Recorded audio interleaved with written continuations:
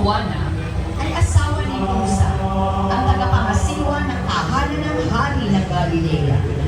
Siya ang babaeng pinagaling ni Jesus at matapos nito'y sinuportahan na ang mga misyon at pangangaral ni Kristo. Siya rin ay kinilala bilang isa sa mga babaeng tagapagdala ng mira sa paglilibingan ni Kristo. Ang imahen ni Santa Juana de Cusa ay nasa pangangalaga ni kapatid Ramel at Oda Garcia Lago at pamilya ng nayon ng San Francisco. Santa Juana de Cusa, Ipanalangin mo kami.